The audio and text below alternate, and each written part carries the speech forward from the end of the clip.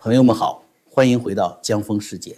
此刻，在台北桃园机场的停机坪上，有一架原本应该已经翱翔在数万英尺高空的飞机，正静静地停在跑道尽头。它的引擎早就预热过了，机组人员的航线图画得清清楚楚，国安团队的各项预案也排练了无数遍。但是，这架承载着台湾总统赖清德出访任务的专机现在飞不出去了。在距离台湾1万多公里之外的非洲大陆，史瓦蒂尼王国的首都莫巴本，红地毯已经铺好，仪仗队的刺刀擦得雪亮。恩史瓦蒂3世国王的登基40周年双庆典马上就要开始，来自南非、津巴布韦、莱索托等11个非洲国家的40多位政要已经陆续落座。所有人都在等着这场盛典，最重要的贵宾来自台湾的总统，可是这位主角注定要缺席了。是谁在专机起飞前的最后几个小时悍然按下了取消键？不是赖清德自己，不是台湾的国防部，也不是非洲那些国家的本意。那只粗暴扯断航线的黑手身自中南海，就在20日晚上，位于印度洋上的3个岛国塞舌尔、毛里求斯和马达加斯加突然毫无预警的，几乎是步调一致的撕毁了外交协议，临时撤销了台湾总统专机的飞航许可。这就好比你开车出门，高速公路的收费站突然全部降下栏杆，告诉你此路不通。这件事在台湾岛内已经炸开了锅，总统府紧急召开记者会，宣布行程暂缓。秘书长潘孟安用一句极其沉重的话定调，他说：中共的善意是假的，威胁才是真的。这句话说得非常精准。为什么？因为就在短短9天前，中共刚刚在上海高调接待了国民党主席郑丽文。当时塔尖上那位甚至亲自出面张开双臂大谈什么两岸一家亲。新华社还敲锣打鼓地发布了所谓的10项促进两岸交流合作措施。9天前那张脸笑得有多么和蔼可亲，9天后那双卡住台湾脖子的手就有多么狠毒残忍。今天江峰就带大家把中南海这副阴阳脸的底裤给彻底扒下来。我们来看看中共在历史上是如何3番2次在天上给台湾元首使绊子的。我们来挖一挖那3个非洲小国为什么连国际法都不顾，硬生生给北京当了打手。更重要的是，我们要看看中共那老掉牙却拙劣的颠覆惯技。这场大戏其实早在几天前就已经在暗处拉开了帷幕。中共做事情向来是兵马未动，舆论先行。要阻挠台湾总统出访，他们首先得在国际上把台湾的名声搞臭。大家如果这2天有留意台湾外交部的严正声明，就会知道发生了什么。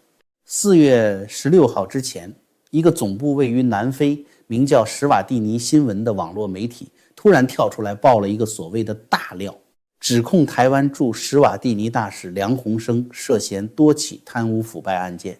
这篇报道写的是煞有介事，但通篇没有半点实质证据。随后，这篇报道的截图和连结被大量的网络水军使用跳板 IP 伪装成台湾本地的网民，疯狂转发到台湾的 PTT 论坛和 Mobile 01讨论区。最后再由一些别有用心的政论节目或者红色媒体把这些论坛上的帖子包装成外国媒体权威爆料，在台湾内部进行2次传播。这就是中共认知作战中最经典的假新闻洗产地3部曲。台湾外交部忍无可忍，直接发布声明严正驳斥，指出梁大使在当地深耕双边关系，成果有目共睹。这些爆料完全是子虚乌有，是境外势力系统性破坏台湾外交的典型操作。但是江峰今天要给大家挖的不是这个假新闻本身，而是这家炮制假新闻的媒体。它的背景极其荒谬。大家知道这家造谣媒体的总编是谁吗？他叫德拉米尼。这个人可不是什么客观中立的驻外记者，他是个不折不扣的流亡反对派。他长期为史瓦蒂尼国内的激进左翼政党，比如人民联合民主运动发声。这是一个典型的带有社会主义和激进左翼色彩的组织。他们天天在国外鼓动要推翻史瓦蒂尼的绝对君主制。因为涉嫌策划暴力活动，这个总编甚至被史瓦蒂尼政府正式定性为恐怖分子。只能长期流亡在南非。你想想看，这件事有多么讽刺！中共一天到晚在国内抓所谓的颠覆国家政权罪，谁敢对体制说个不字？轻则喝茶，重则寻衅滋事，抓进大牢。皇上对颜色革命这4个字防得像防贼一样。可是为了解决台湾的外交空间，中共居然在背后拿着大把的银子去资助一个天天喊着要推翻别人国家政权的激进左派反贼。独裁者出钱资助反政府武装的喉舌去攻击民主台湾，这种逻辑扭曲到了极点。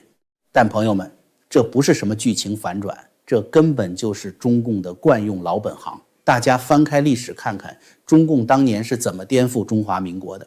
他们躲在延安，却在大后方的重庆、上海大把撒钱资助那些左翼文人、学生领袖，煽动罢工罢课，高喊着民主自由的口号，来从内部瓦解国民政府。这套利用别国的左派反建制势力来颠覆别国现有政权的把戏，中共玩了100年。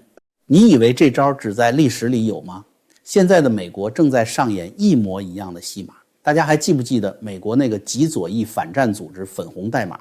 这个组织天天在美国街头抗议，反对美国援助乌克兰，反对美国对抗中共。为什么他们这么卖力？后来美国国会和媒体一查，发现这个组织联合创始人的老公，一个名叫辛汉的美国马克思主义富豪，居然长期舒舒服服地定居在上海。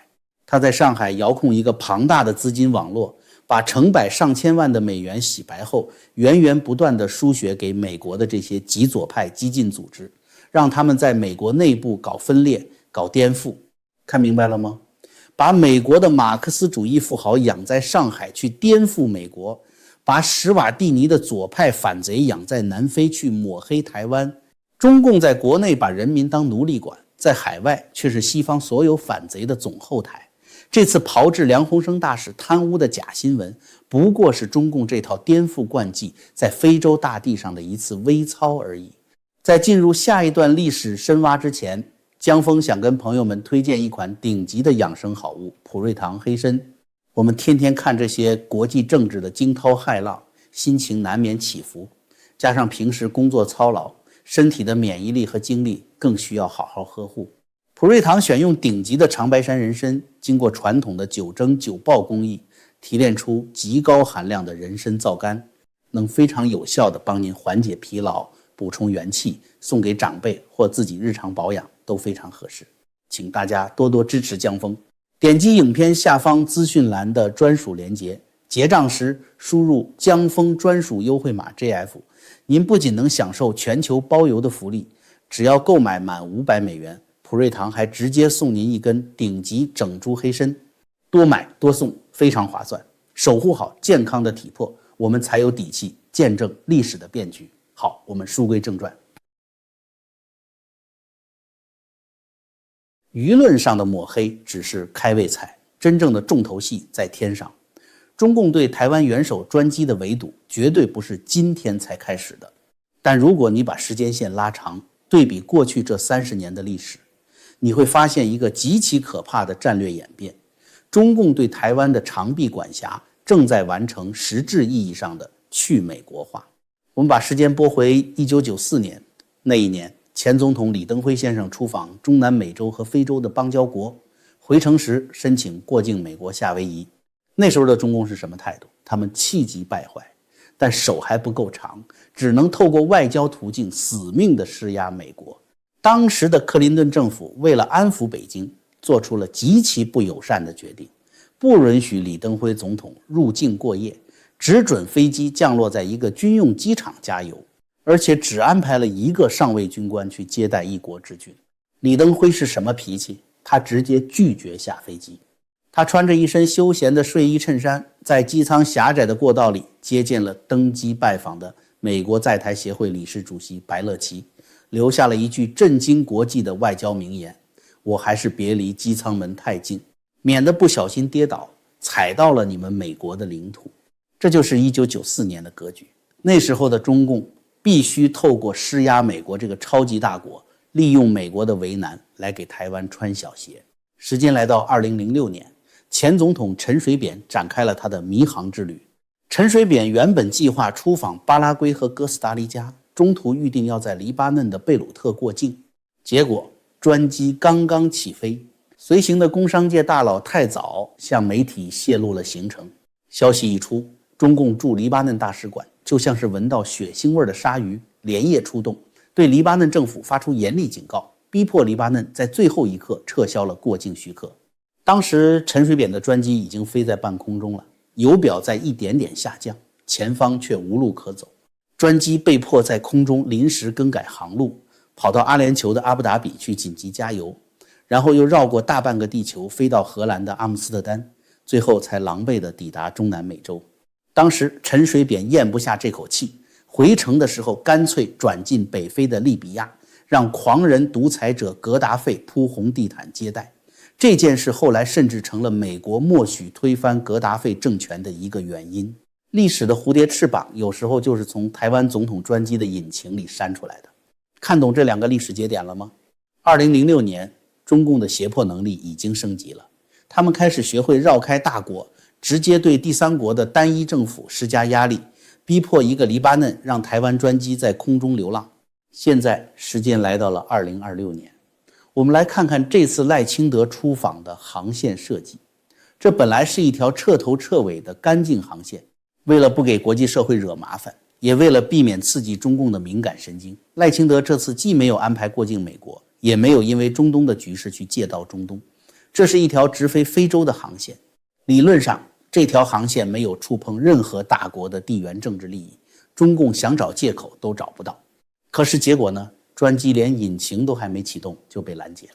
中共甚至都不需要派大使去敲门，直接在一个晚上之内同时搞定了印度洋上的3个主权国家，让塞舌尔、毛里求斯和马达加斯加像接到了圣旨一样乖乖地关闭领空。这就是江峰今天要告诉大家的残酷现实。过去30年，中共对台湾元首出访的胁迫工具链已经彻底完成了去美国化。以前包子要掐台湾的脖子，还得借着美国的手，或者得花9牛2虎之力去对付一个过境国。今天包子的流氓黑手已经不需要经过华盛顿的同意，直接伸到了台湾专机必经的每一片领空。这哪里是什么外交博弈，这就是赤裸裸的空中黑社会。那么问题来了，塞舌尔、毛里求斯、马达加斯加这3个国家虽然不大，但好歹也是联合国承认的主权独立国家。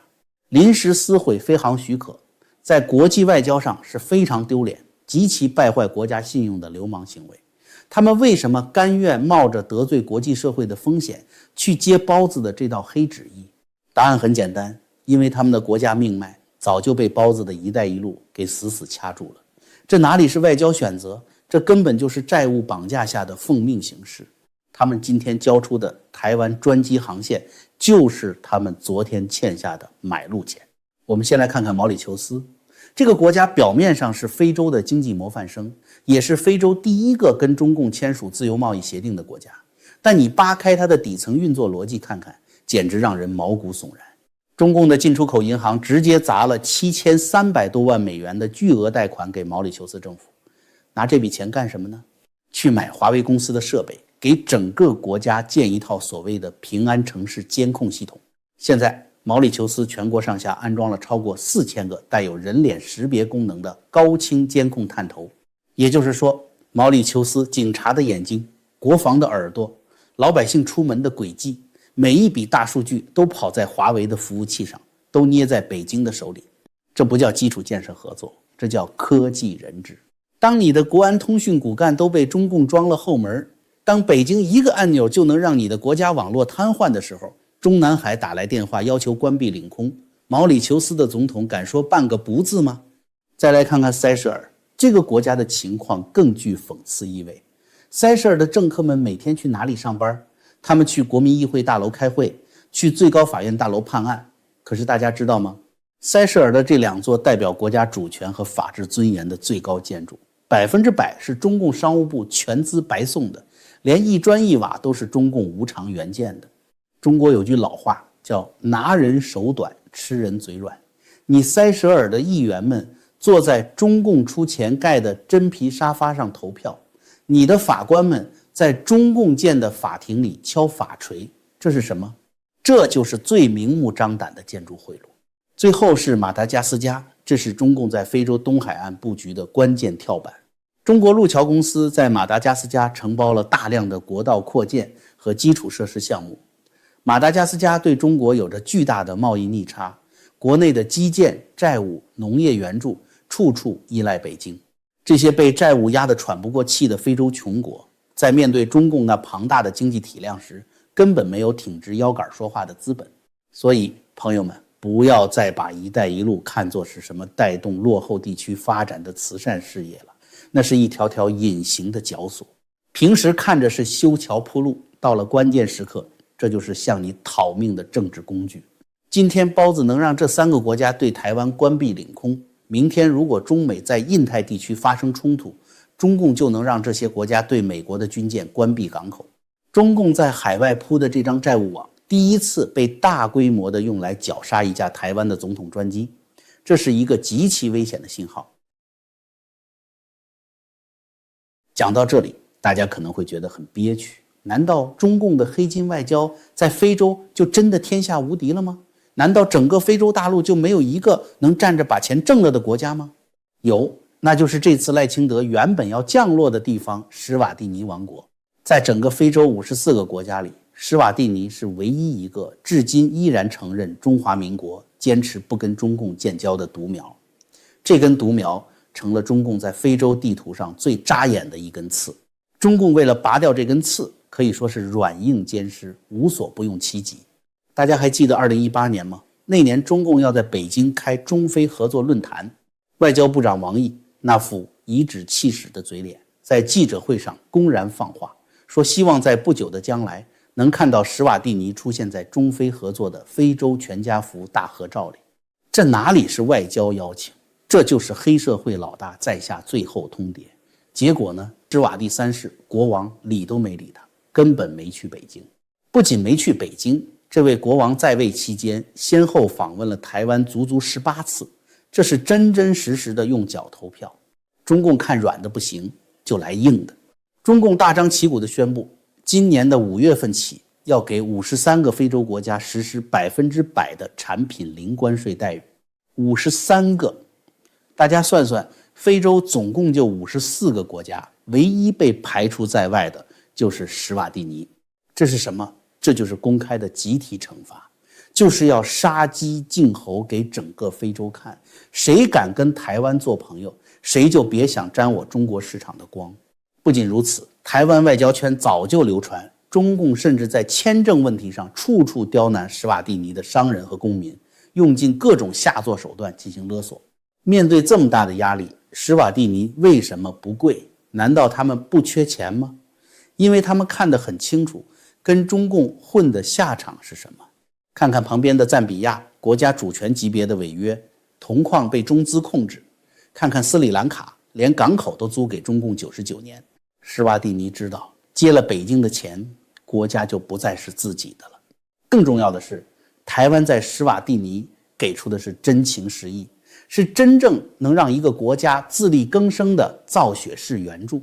台湾没有给施瓦蒂尼盖什么奢华的国会大楼让政客享受，也没有给他们装什么华为监控探头去监视老百姓。台湾派去的是什么人？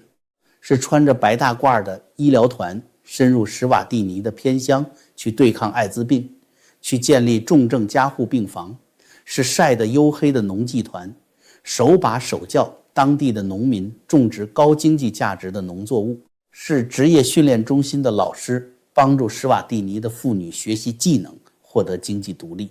中共给的是黑金，是债务，是控制政客的筹码，而台湾给的是技术，是健康，是改变老百姓命运的尊严。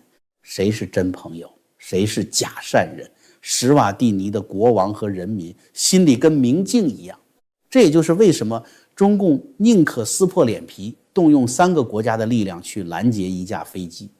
因为包子最害怕的就是全世界看到这对比鲜明的真相，他最恐惧的就是台湾总统堂堂正正地站在非洲的大地上，不需要美国背书，就能向世界证明台湾是一个主权独立的国家。